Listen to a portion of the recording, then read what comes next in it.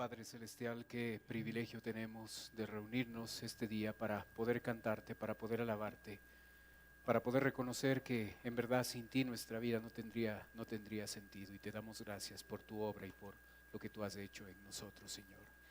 Queremos ahora que vamos a abrir tu palabra, que tú nos guíes y que nos ayudes a entenderla y nos ayudes a aplicar esos principios a nuestra vida, Señor. Bendice este tiempo, te lo pedimos, Señor, en el nombre de Cristo Jesús. Amén.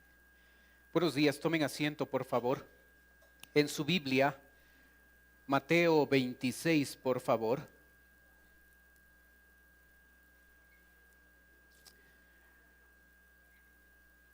Vamos a estudiar este pasaje de Mateo 26, el resto de los versículos usted podrá verlos en la pantalla.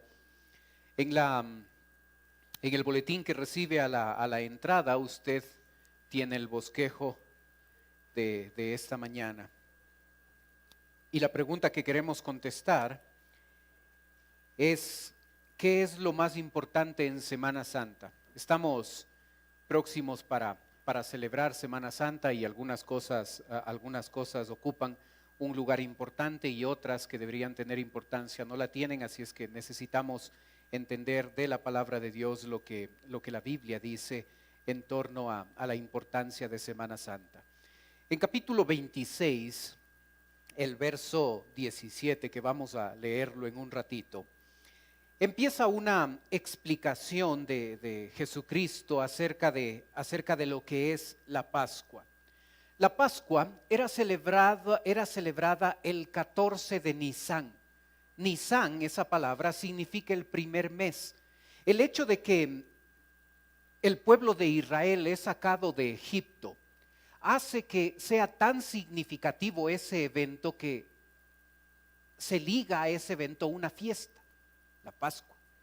Y era tan importante que el calendario judío llega a transformarse y el primer mes es el mes de Nisán. El 14 del mes se celebraba la Pascua según Éxodo 2. El historiador Edersheim dice: en Galilea había la costumbre de abstenerse totalmente de trabajar. En Judea el día se dividía y el trabajo real cesaba solamente al mediodía. Una hora antes del mediodía no se podía comer nada con levadura. Los más estrictos se abstenían de ello, incluso una hora antes, las 10 de la mañana, para estar seguros de que no pasarían por alto y cruzarían la línea de prohibición del mediodía. Era un día especial, el 14 de Nisán. La gente lo sabía y la gente dejaba de trabajar a mediodía, otros lo hacían antes, haciendo los preparativos para lo que en la noche iba a ser la celebración de la Pascua. Y como dije, la fiesta más importante para los judíos es la Pascua. Esta Pascua tiene una estrecha relación con la fiesta de los panes sin levadura. De hecho, la Pascua empieza el 14 y la fiesta de los panes sin levadura empieza justo el día después, el 15 de Nisán, y dura 7 días. Y todo esto llega a ser fiestas sumamente importantes. Por eso en versículo 17 dice: el primer día de la fiesta de los panes sin levadura, vinieron los discípulos a Jesús diciéndole: ¿dónde quieres que preparemos para que comas la Pascua? Este relato aparece en Mateo 26, en Marcos 14, en Lucas 22, en Juan 13 y en 1 Corintios 11. Así es que a través de estos 5 pasajes nosotros tenemos toda la información y todos los elementos para entender claramente cómo era la Pascua. Empezamos con el significado. La Pascua significa pasar de largo. Ese es el significado, pasar de largo. Usted recordará que el pueblo de Israel se encontraba en esclavitud en Egipto. La liberación de esa esclavitud llega a constituirse en lo que nosotros conocemos como Pascua.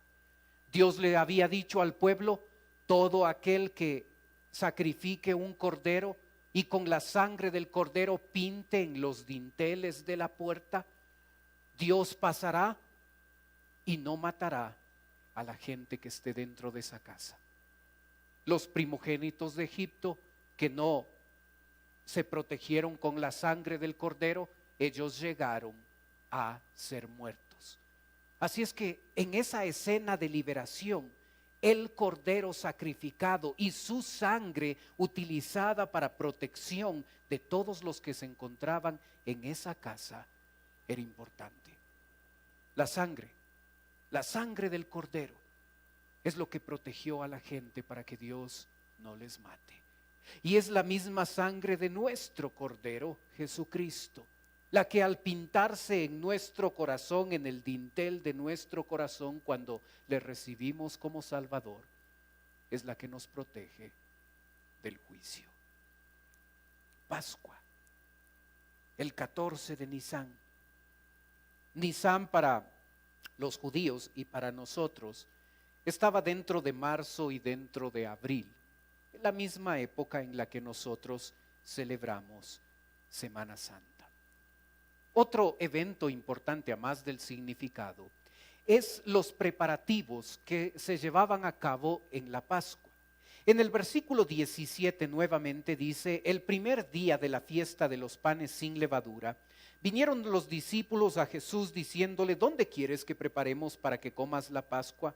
Y él dijo: id a la ciudad a cierto hombre y decidle: el maestro dice, mi tiempo está cerca, en tu casa celebraré la Pascua con mis discípulos. Y los discípulos hicieron como Jesús les mandó y prepararon la Pascua.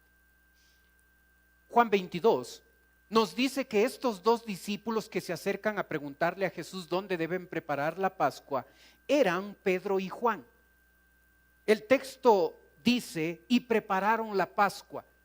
Y con tremenda habilidad para hacer un resumen, el escritor bíblico en esa pequeña frase, prepararon la Pascua, está resumiendo muchos acontecimientos que se van a llevar a cabo ese día como preparación de la Pascua. Lo que necesitaban preparar era un lugar.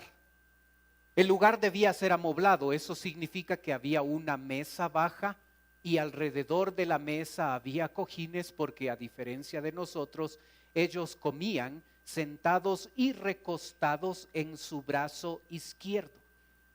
¿Sí?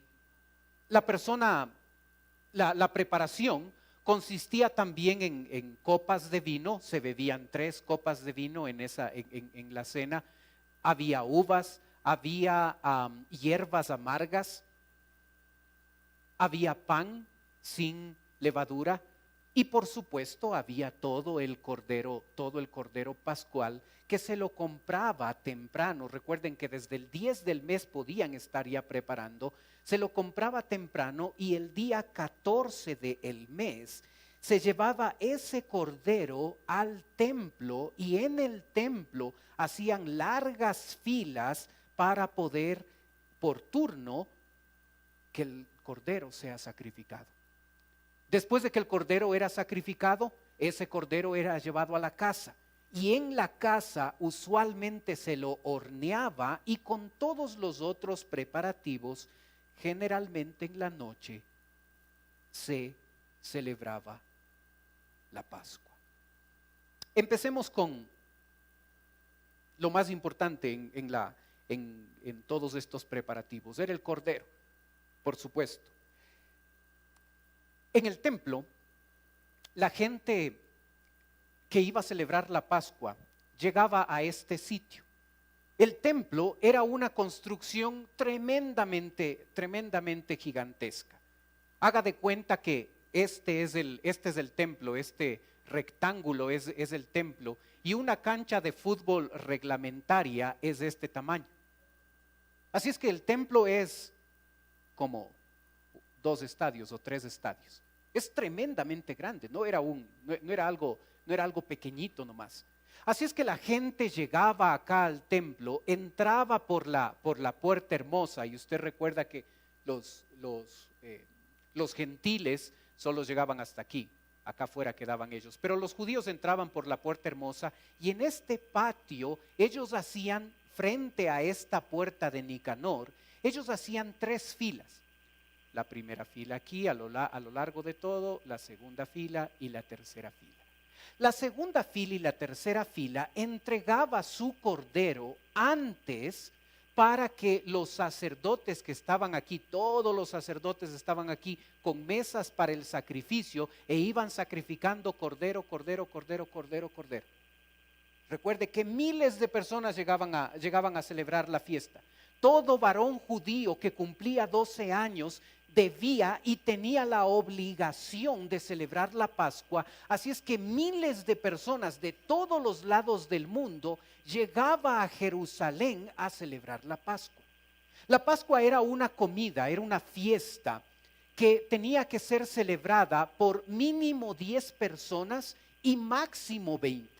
Así es que las personas que iban al templo no eran todos los que iban a comer la Pascua, solo aquellas personas que llevaban el cordero hacían fila ahí y se sacrificaba el cordero y luego se llevaba a la casa y se preparaba.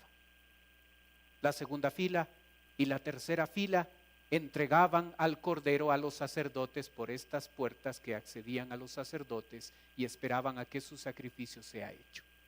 Pero los más ortodoxos se ponían en la primera fila. Y los que llevaban el cordero en la primera fila tenían la oportunidad de entrar y ellos mismos sacrificar el cordero. Por supuesto, devoraba más y muchos querían estar en la segunda y tercera fila y solo los más estrictos judíos hacían fila en la primera. Mientras los sacerdotes y los levitas estaban sacrificando a miles de corderos para entregarlos a la gente que estaba esperando atrás de la puerta de Nicanor. Los levitas cantaban el Salmo 81. Cantad con gozo a Dios, fortaleza nuestra. Al Dios de Jacob aclamad con júbilo, entonad canción y tañed el pandero, el arpa deliciosa y el salterio. Tocad la trompeta en la nueva luna, en el día señalado, en el día de nuestra fiesta solemne, porque estatuto es de Israel, ordenanza de Dios de Jacob. Lo constituyó como testimonio en José cuando salió por la tierra de Egipto. Y así continuaban cantando, citando el Salmo 81 hasta el final, hasta el verso 16. Y cuando ya terminaban los sacerdotes de sacrificar los corderos, tocaban 3 veces la trompeta. Al tocar 3 veces la trompeta era la indicación para toda la gente que se encontraba aquí que los corderos estaban listos. Se abría la puerta de Nicanor y en orden iban entrando y los sacerdotes iban entregando los corderos, y en este caso particular a Pedro y a Juan lo ponían en una tabla encima de la espalda, el pequeño animal en la tabla, y ellos iban rumbo al lugar donde iban a celebrar la Pascua. Llegaban y tenían que preparar, por supuesto, otras cosas. Pero algo significativo también, que a más del Salmo 81, es el hecho de que mientras esperaba toda la gente de aquí, la gente que estaba ahí y los levitas empezaban a cantar. Lo que cantaban es el Salmo 113, 114, 115, 116, 117 y 118. Y empezaban con el Salmo 113. Y primero la multitud que estaba aquí empezaba a citar: alabad siervos de Jehová, alabad el nombre de Jehová, sea el nombre de Jehová bendito desde ahora y para siempre. Y después de citar las dos primeras líneas, los levitas empezaban a cantar el resto del salmo desde el nacimiento del sol hasta donde se pone: sea alabado el nombre de Jehová, excelso sobre todas las naciones es Jehová, sobre los cielos su gloria. Y la multitud decía: aleluya. Los levitas continuaban cantando: ¿quién como Jehová nuestro Dios, que se siente en las alturas, que se humilla a mirar en el cielo y en la tierra? Y los fieles decían: aleluya. Los levitas continuaban cantando: Él levanta del polvo al pobre y al menesteroso alza del muladar, para hacerlo sentar con los príncipes de su pueblo. Y la multitud decía: aleluya. Los levitas continuaban cantando: Él hace habitar en familia a la estéril, que se goza en ser madre de hijos, aleluya. Y continuaban. Y luego seguían con el Salmo 114 y la misma manera lo hacían. Y luego el Salmo 115, 116, 117 y 118. Y cuando llegaban al Salmo 118, a más de que la multitud decía aleluya, intercalaban la frase: oh Jehová, sálvanos ahora, te ruego, oh Jehová, que nos hagas prosperar ahora. Bendito el que viene en el nombre de Jehová. Y sonaban las tres trompetas. La gente entraba por la puerta de Nicanor, recibía su cordero sacrificado e iba rumbo a casa a cocinarlo, a hornearlo y a prepararse para la cena tan significativa e importante que era la cena pascual. Miles de personas en el templo y alrededor del templo haciendo las últimas compras para celebrar la Pascua.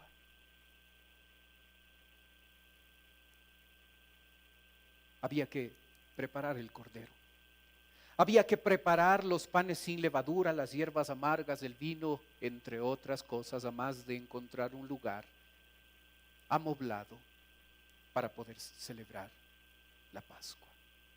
El versículo 20 de Mateo 26 nos dice a nosotros varios de los sucesos que ocurrieron ya en la cena de la Pascua.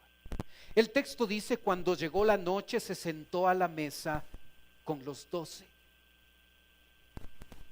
Cuando llegó la noche, se sentaron a comer. Y varios sucesos durante la cena pascual se llevaron a cabo. Usted tiene ahí la lista en sus apuntes. Lo primero que ocurre es una oración de gratitud. Generalmente el dueño de casa, el anfitrión o la persona más importante en esa reunión es la que ora a Dios dando gracias por la bendición de celebrar la cena pascual y dando gracias por la primera copa que se bebe después de esa oración. El segundo suceso es que empezaban en esa cena a cantar alabanzas. Y lo que cantaban era el Salmo 113 y el Salmo 114. El Jalel, como lo conoce el judío. Es cánticos de alabanza y adoración. El siguiente paso, en esa noche, nos lo dice Lucas 22, 24, donde dice: hubo también entre ellos una disputa sobre quién de ellos sería el mayor. En la ceremoniosa cena, en el evento tan importante de lo que esa Pascua simbolizaba, no solo para el judío, sino lo que Jesucristo iba a hacer, ilustrando con su muerte en la cruz, de qué es lo que implicaba la muerte del Cordero. El grupo de 12 apóstoles comienza a pelear para saber en cuál de todos estos sitios, en el más importante, debían estar ellos. Cuando observamos el lugar donde fue la cena, Nosotros con mentes occidentales pensaríamos, como está sentado este historiador, que este sitio es el más importante. En verdad no. El sitio más importante es aquí. Aquí estaba la persona más importante.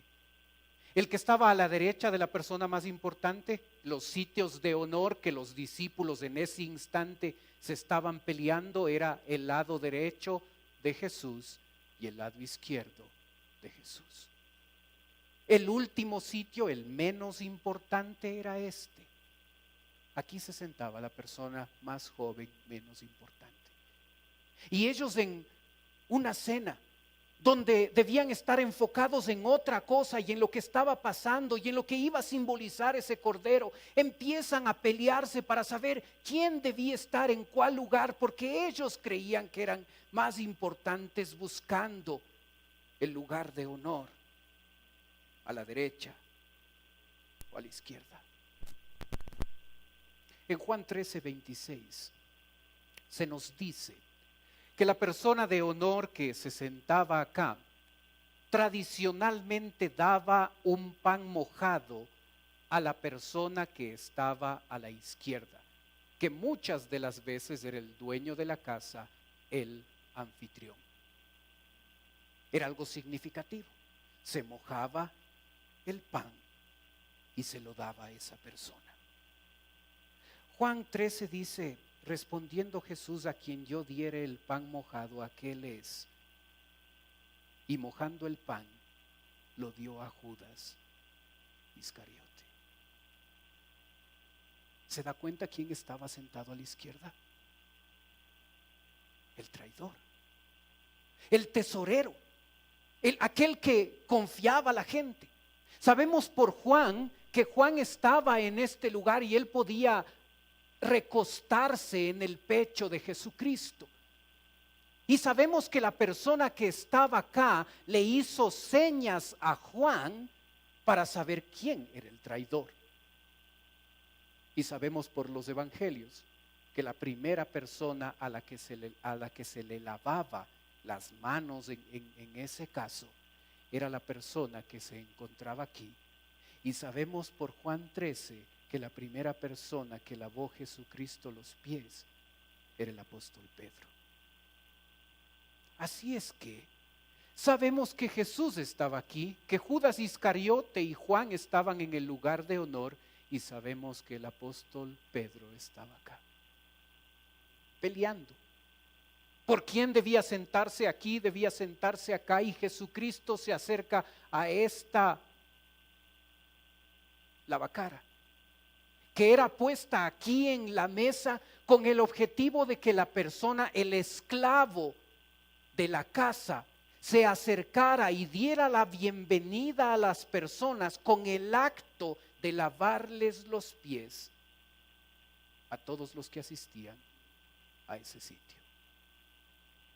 Si no había un esclavo en la casa, el primero en llegar a la fiesta era el responsable de hacer esa tarea. Ninguno de ellos lo hizo. Fue Jesucristo en Juan 13 que nos cuenta la historia del hecho de que Él, tomando la posición de siervo, de el último en la escala, que toma ese lebrillo, esa tinaja, y empieza a lavar los pies de los discípulos. Ellos peleando por quién era el más importante. Jesucristo enseñándoles con una lección objetiva que el más importante es el que sirve. Después de esto, se acostumbraba a comer las hierbas amargas. Las hierbas eran amargas porque pretendían recordar la amargura que existía cuando ellos estaban esclavizados en Egipto. Había 5 tipos de hierbas amargas. Generalmente se las salaba o se las ponía en vinagre. Y si uno quería prepararlas de manera un poquito más sofisticada, hacía una mezcla que se llamaba charoset. que era un compuesto hecho por nueces, pasas, manzanas y almendras, y se metía las hierbas amargas en ese compuesto y se comía recordando la amargura que ellos sufrieron en Egipto. E inmediatamente después de eso se bebía la segunda copa de vino. Después de esto empezaban a narrar la historia acerca de lo que había sido su vida allá en Egipto cuando estaban en esclavitud. Y generalmente el hijo era el que preguntaba al padre: ¿por qué celebramos? ¿Por qué esta noche? ¿Por qué esta cena es tan especial? Y Éxodo 12:26 nos dice: y cuando os dijeren vuestros hijos, ¿qué es este rito vuestro? Vosotros responderéis: es la víctima de la Pascua de Jehová, el cual pasa por encima de las casas de los hijos de Israel en Egipto, cuando hirió a los egipcios y libró nuestras casas. Entonces el pueblo se inclinó y adoró. Se contaba la historia. Registros históricos muestran que a veces se hacía una pequeña escena de teatro donde participaban los que estaban comiendo, y de manera visual mostraban lo difícil que fue estar en Egipto y cómo Dios con un brazo poderoso llegó a sacarles de la esclavitud. Y ahora el judío está listo para comer el Cordero Pascual. Y es lo que empiezan a hacer, a participar de la comida del Cordero Pascual. Después de participar del Cordero, según versículo 21 nos dice: y mientras comían. Y esta frase no está haciendo referencia a la comida del Cordero Pascual, está haciendo referencia a la comida que venía después de participar del Cordero Pascual. Había mucha más comida en la mesa, y después de que cada persona que estaba en esa cena había comido algo del Cordero Pascual, podía tomar alimento de la mesa y continuar comiendo. Y mientras lo hacían, Jesucristo en versículo 21 les va a hablar de la traición y les dice: y mientras comían dijo: de cierto os digo que uno de vosotros me va a entregar. Y entristecidos en gran manera comenzó cada uno de ellos a decirle: yo soy, Señor. Entonces él respondiendo dijo: el que mete la mano conmigo en el plato, este me va a entregar. A la verdad, del Hijo del Hombre va, según está escrito de él. Mas ay de aquel hombre por quien el Hijo del Hombre es entregado. Bueno le fuera a este hombre no haber nacido. Entonces respondiendo Judas, el que le entregaba, dijo: ¿soy yo, maestro? Le dijo: tú lo has dicho.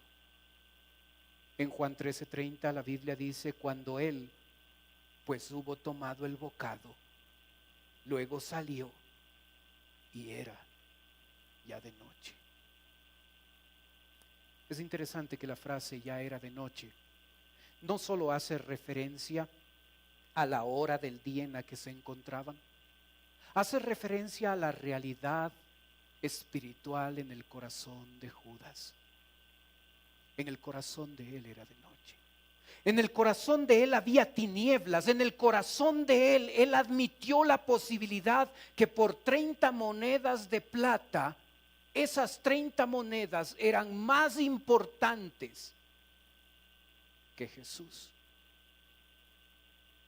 Y yo a veces me pregunto, a veces le echamos fuerte a Judas de su traición y de lo que hizo. Y yo me pregunto, a veces en nuestra vida diaria, ¿no hay cosas más importantes que Jesús?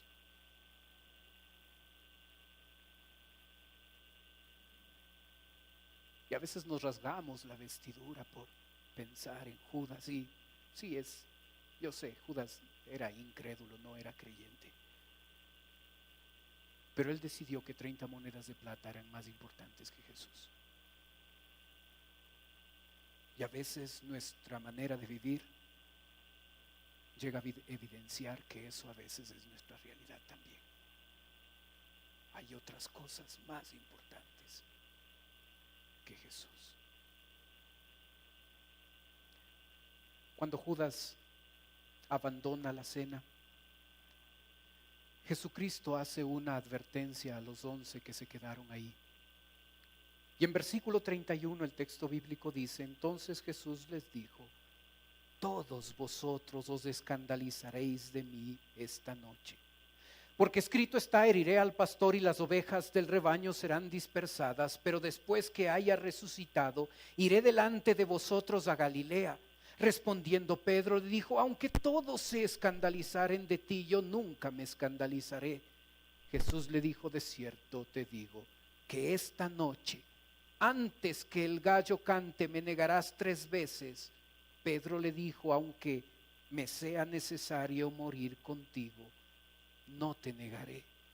Y todos los discípulos dijeron lo mismo.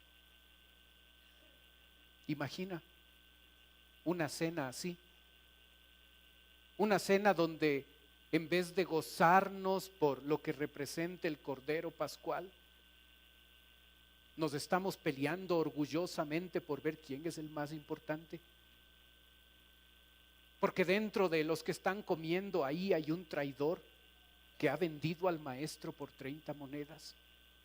Porque nos estamos peleando por quién no va a traicionar, quién no va a negar a Jesucristo, cuando Jesucristo les dice: todos ustedes lo van a hacer.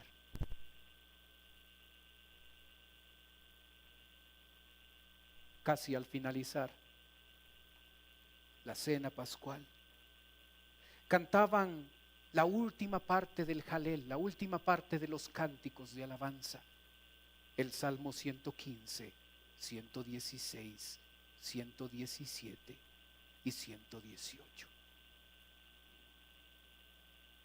Y después de esto, bebían la tercera copa y se iban a un lugar a orar. Pero lo significativo de aquí es que antes de beber la última copa y antes de terminar esta cena pascual, Jesucristo instituye en versículo 26 la cena del Señor. Y el versículo empieza diciendo, 26: y mientras comían, tomó Jesús el pan y bendijo y lo partió y dio a sus discípulos y dijo: tomad, comed, esto es mi cuerpo. Y tomando la copa y habiendo dado gracias, les dio, diciendo: bebed de ella todos, porque esto es mi sangre del nuevo pacto, que por muchos es derramada para remisión de los pecados. Y os digo que desde ahora no beberé más del fruto de la vid, hasta aquel día en que lo beba de nuevo con vosotros en el reino de mi Padre. Y cuando hubieron cantado el himno, salieron al monte de los olivos. Al finalizar la Pascua, Jesús instituye la cena del Señor. La Pascua simbolizaba el pacto antiguo, aquel pacto que representaba que el hombre necesitaba perdón a través de sacrificar un animal en el templo, y a través de ese sacrificio el hombre encontraba salvación y encontraba perdón. El nuevo pacto, la cena del Señor, simbolizando a Jesucristo mismo, quien va a morir en la cruz de Calvario para ya no ser necesario un animal que muera, sino obtener salvación a través de lo que Jesucristo está haciendo. Cuán importante fue que Jesucristo aproveche la Pascua como un momento para designar, para instituir la cena del Señor. Hay una conexión tremenda, y esa conexión Dios quiso que no la perdamos, para que entendamos lo que la Pascua significa y lo que ahora la cena para nosotros, la cena del Señor, significa. En la Pascua, en el antiguo pacto, era un animal que moría por el pueblo. En el nuevo pacto va a ser el Cordero sin mancha, Jesucristo, quien va a morir en la cruz de Calvario. Cuando recordamos la cena, debemos recordar estos dos conceptos para tener el significado claro. Cuando hablamos de sacramento, el sacramento es la obra que permite llegar a Dios y que éste nos acepte. Cuando hablamos de ordenanza, es una conmemoración de algo ya hecho. El sacramento es un escalón que me permite acercarme a Dios para que, cumpliendo todos los sacramentos y otras reglas más, yo al final de mis días pueda suponer que voy a ser salvo. El sacramento es contrario a lo que la palabra de Dios dice. Lo que la Biblia enseña es que la cena del Señor es una ordenanza, es decir, conmemoramos cada vez que participamos de la cena del Señor, conmemoramos lo que Jesucristo hizo en la cruz de Calvario. Es una ilustración de lo que Jesucristo ha hecho por nosotros. La cena del Señor no nos hace más salvos. Somos totalmente salvos cuando pusimos nuestra fe en Jesucristo. La cena del Señor es una reunión donde nosotros, los creyentes, vamos a recordar lo que representa ese pan y ese vino para nosotros y cómo esto nos llegó a salvar. Y por ese motivo es importante que nosotros recordemos lo importante que son los elementos en la cena del Señor: el pan y el vino. Algunos llegaron a pensar llegaron a establecer que el pedazo de pan era en verdad el cuerpo de Jesucristo y que era en verdad la sangre de Jesucristo. Y usted recordará antes, cuando nos acercábamos a tomar la hostia, cómo no podíamos morder esa hostia, porque eso no simbolizaba el cuerpo de Jesús, era el cuerpo de Jesús. Y con la bendición sacerdotal, ese pan y ese vino se transformaba literalmente en el cuerpo y en la sangre de Jesucristo. Los sobrantes de pan y de vino se guardaban en una caja que se la conoce hasta el día de hoy como el Santísimo. Cuando sacerdotes y monjas pasan por el Santísimo, se arrodillan y adoran a Dios, porque en esa caja llamada Santísimo está no un pedazo de pan, está Jesucristo. En el Concilio de Letrán, celebrado en 1215, se estableció que el pan y el vino, con la bendición sacerdotal, se transforman literalmente en el cuerpo y la sangre de Jesucristo, y a esa doctrina le pusieron el nombre de la transubstanciación, la transformación de ese pedazo de pan en el mismo Jesús y ese jugo de uva en la misma sangre de Jesús. ¿Entiende los errores? El pan simboliza a Jesús, no es Jesús. Es un símbolo, es una conmemoración. El vino no es la sangre de Jesús, simboliza su sangre.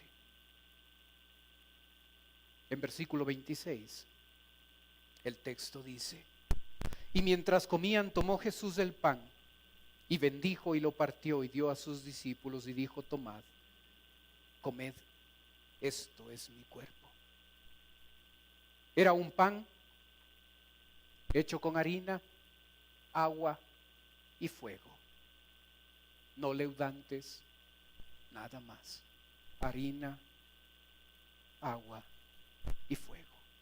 Era pan sin levadura, porque la levadura casi siempre en la Biblia simboliza pecado. Así es que el día martes que nos reunimos a celebrar la cena del Señor, este va a ser el pan que comamos: harina, agua y fuego. Y luego en versículo 27 y 28 nos habla del vino. Y tomando la copa y habiendo dado gracias, les dio diciendo: bebed de ella todos, porque esto es mi sangre del nuevo pacto, que por muchos es derramada para remisión de pecados. Jugo de uva, no Yupi, no Coca-Cola. Es sacrilegio eso. Jugo de uva. Así es que compramos las uvas y hacemos el proceso, y lo que usted recibe el martes es jugo de uva. Y cuando terminaba la Pascua, se tomaba la tercera copa, y al tomarla estaban terminando la cena pascual.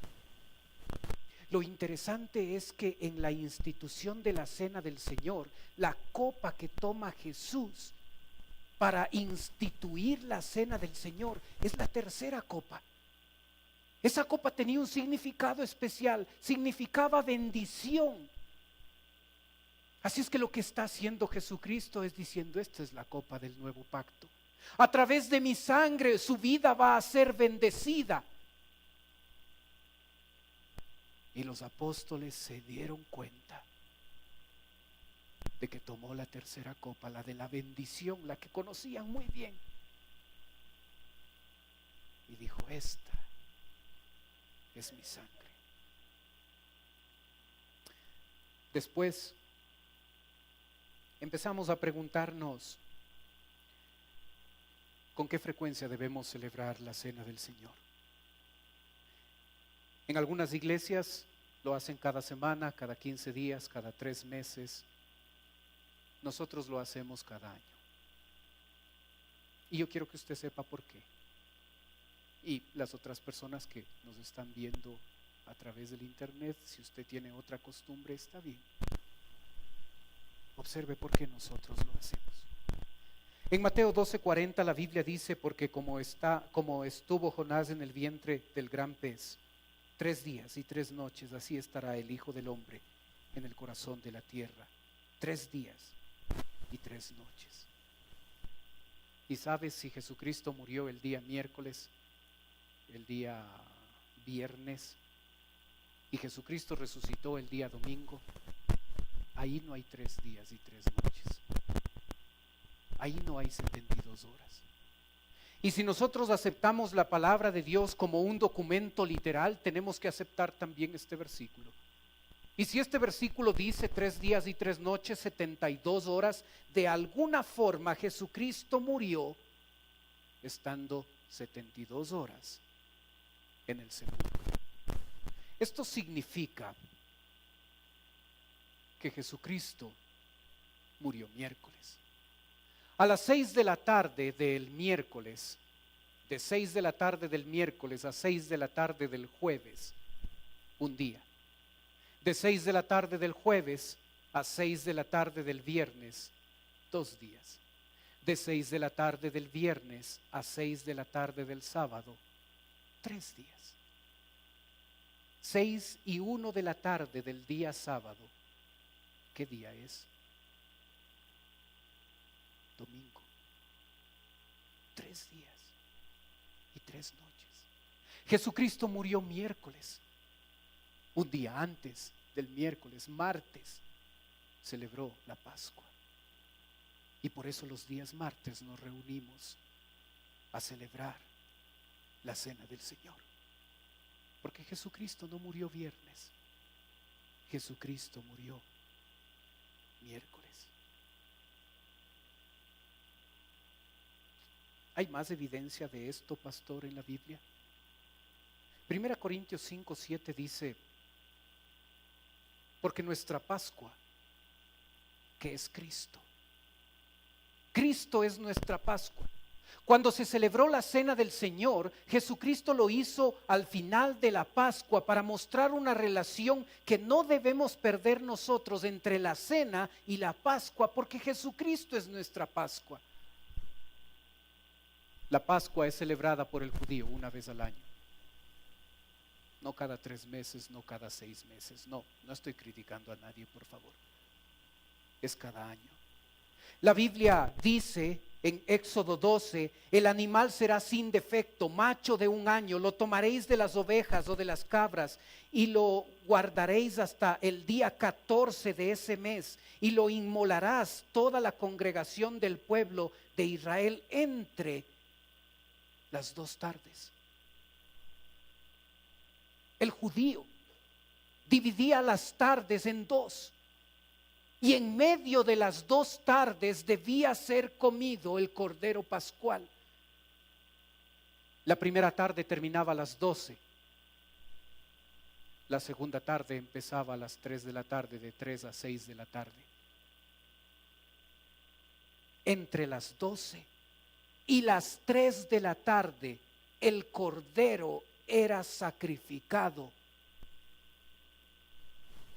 por el pueblo.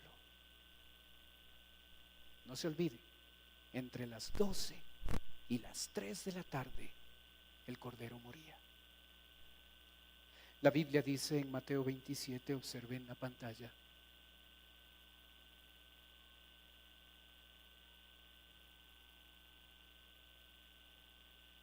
Observen su Biblia. 27:46. Cerca de la hora novena. ¿Cuál es la hora novena? 3 de la tarde. Cerca de la hora novena, Jesús clamó a gran voz diciendo: Elí, Elí, lama sabactani, esto es: Dios mío, ¿por qué me has desamparado? Algunos de los que estaban allí decían al oírlo: a Elías llama este. Y al instante, corriendo, uno de ellos tomó una esponja y la empapó de vinagre y poniéndola en una caña le dio a beber.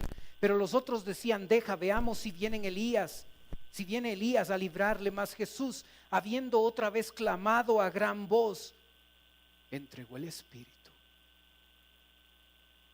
¿Cuánto muere Jesús? Cerca de las 3 de la tarde. ¿Cuándo se sacrificaba el cordero? Entre las 12 y las 3 de la tarde. Mira cómo todo encaja en la Biblia. Jesús no murió en esa hora porque los romanos le mataron. Jesús sabía las escrituras, Jesús sabía a qué hora debía morir el cordero. Jesús sabía eso, y antes de que sea las 3 de la tarde, entre las 2 tardes, Él decide morir. Pero ¿sabe otro dato importante? Antes de morir, Él habla con su Padre Celestial. El sacerdote que se encontraba en el templo antes de sacrificar al cordero oraba al Señor. Y Jesucristo, antes de ser sacrificado como cordero, ora al Señor. Algunos dicen: pastor,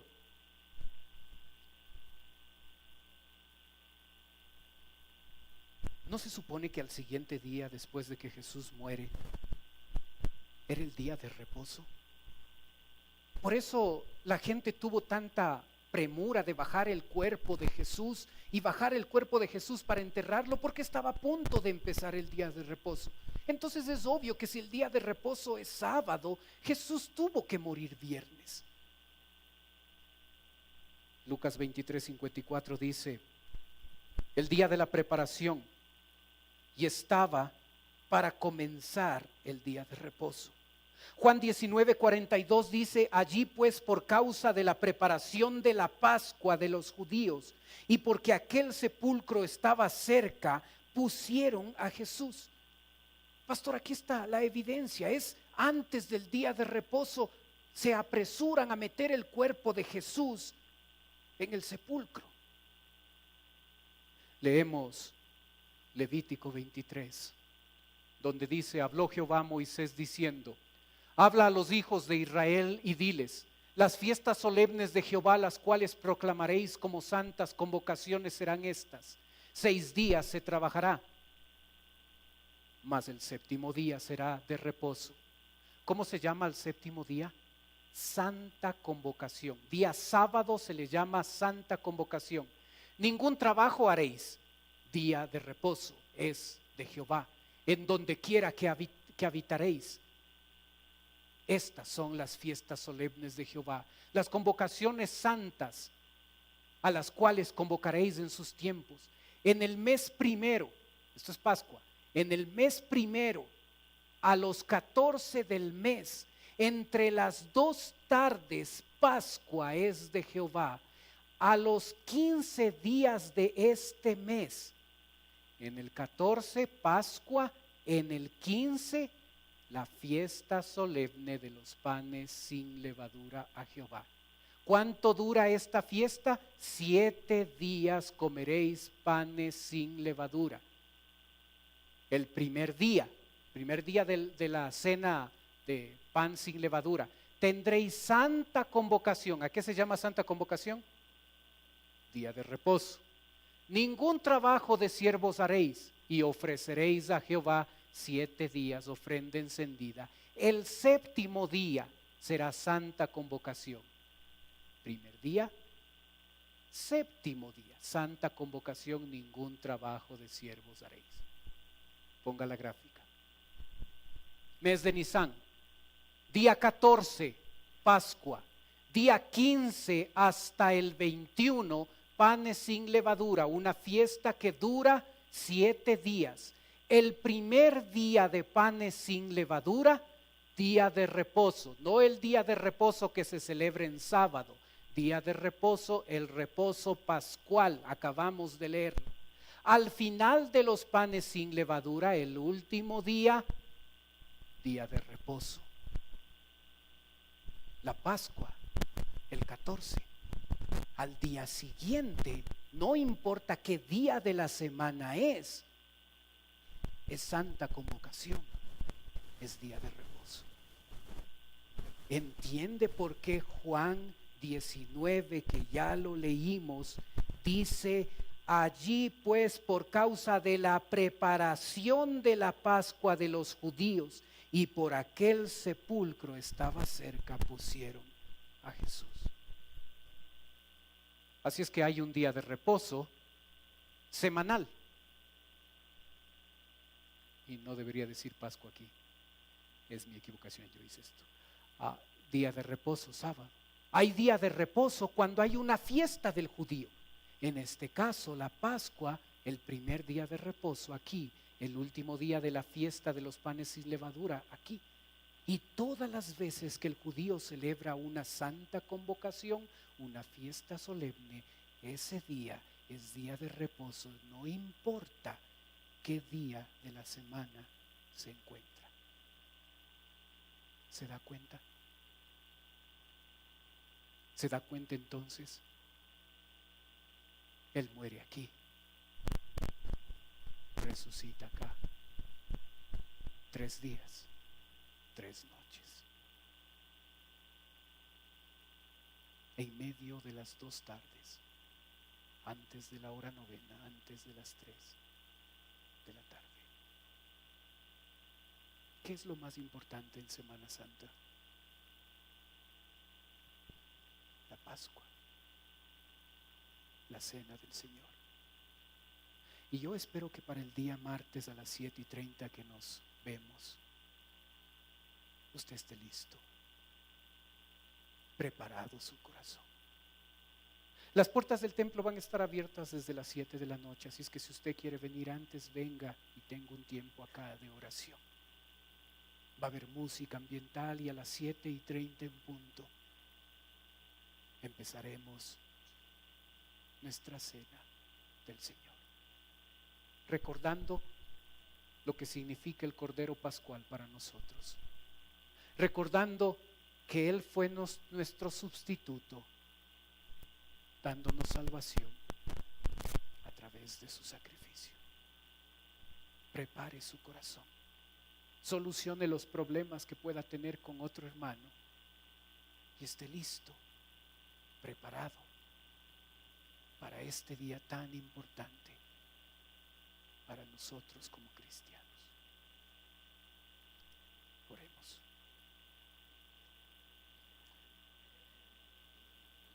Padre Celestial, gracias por tu palabra. Gracias, Señor, porque en ella tenemos todo lo que necesitamos para entender lo que tú deseas de nosotros. Señor, te agradecemos por la Pascua y por cómo ese animalito, ese cordero y esa sangre derramada se convirtió en la protección a tu juicio. Y yo te ruego, Padre, por las personas que están aquí, que todavía no han marcado su corazón, no han marcado el dintel de su corazón con la sangre de Cristo. Y yo te ruego que hoy ellos puedan recibirte como Salvador. Te ruego por nosotros, Señor, tus hijos, que podamos entender lo que significa la Pascua para nosotros. Que preparemos nuestro corazón, que cuando nos reunimos acá el día martes para la cena del Señor, no sea un momento para ver quién es el más importante. Que no pongamos a 30 monedas de plata como algo más importante que ti, Señor. Que nos reunamos con un corazón listo, dispuesto a participar de ese símbolo de tu cuerpo, ese pan sin levadura, a tomar esa copa de vino que simboliza tu sangre derramada por nosotros. Yo pido, Padre, que nos ayudes a prepararnos.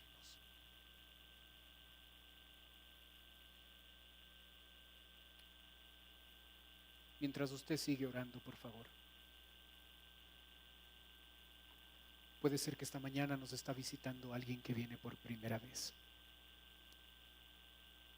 Y si usted viene por primera vez a nuestra iglesia y usted dice, pastor, yo quisiera que usted ore por mí. Mientras los demás tienen sus ojos cerrados, yo le pido que levante un ratito su mano, usted que viene por primera vez y a través de eso usted me está diciendo, vengo por primera vez, ore por mí. ¿Hay alguien así esta mañana?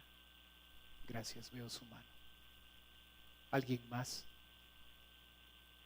Gracias, veo su mano también, bájela nomás. Veo su mano también, gracias.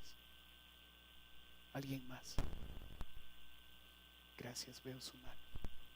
¿Alguien más que necesite oración? Sabe, para las personas que nos visitan y que levantaron su mano pidiendo oración, en un ratito yo voy a orar por usted. Pero quiero ofrecerle algo más. Esto es totalmente voluntario, no se sienta obligada o obligado a hacerlo. Pero si quiere hacerlo, hágalo. Usted puede tomar sus cosas y puede pasar a la parte de abajo donde estoy yo. Si usted lo hace, una persona de nuestra iglesia se va a acercar y le va a llevar a otro lugar de la iglesia, en un lugar privado. Usted va a poder ser escuchada y van a orar también por usted. Así es que, si usted quiere pasar, hágalo. Los demás están teniendo sus ojos cerrados para que no le dé recelo, no le dé vergüenza de pasar. Pero no se sienta presionado, no se sienta presionada, pero si desea hacerlo, venga con toda confianza. Queremos servirle, queremos ayudarle. Pase en este instante si desea, por favor. Sí, gracias por ser la primera.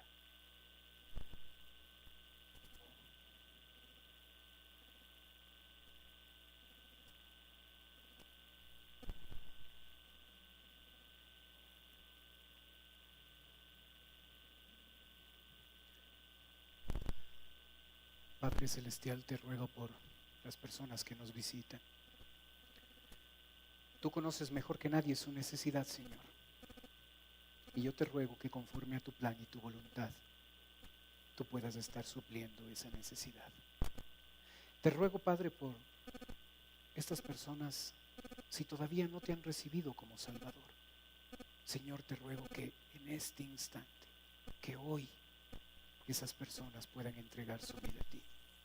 Te ruego por nosotros, Señor, tus hijos, los que ya conocemos, los que ya sabemos los privilegios que tenemos y ahora entendemos mejor el privilegio de lo que significa la Pascua y la Cena del Señor para nosotros. Ayúdanos, Padre, a vivir de acuerdo a tu palabra. Oramos en el nombre de Cristo Jesús. Amén. Puestos de pie, por favor. Recuerda, en la Pascua, uno de los salmos que se cantaba es el Salmo 113. Y yo le invito a cantar este salmo. Alabad, siervos de Jehová. Alabad el nombre de Jehová. Alabad, siervos de Jehová. Alabad el nombre de Jehová. Sea el nombre de Jehová bendito desde ahora y para siempre. Desde que nace el sol hasta que se pone, sea alabado el Señor. Alabad, siervos de Jehová. Alabad el nombre de Jehová. Alabad, siervos de Jehová.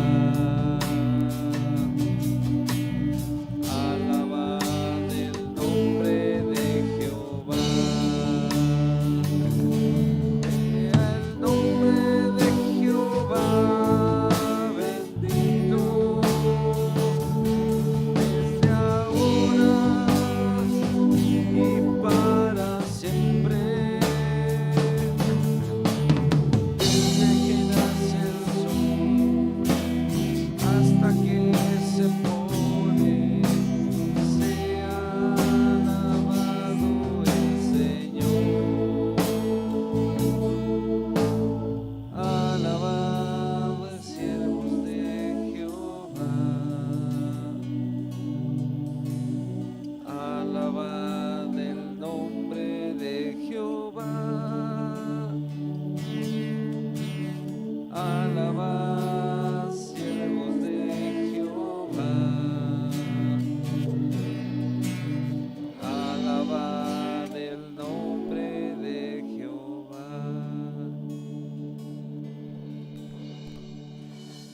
Amén.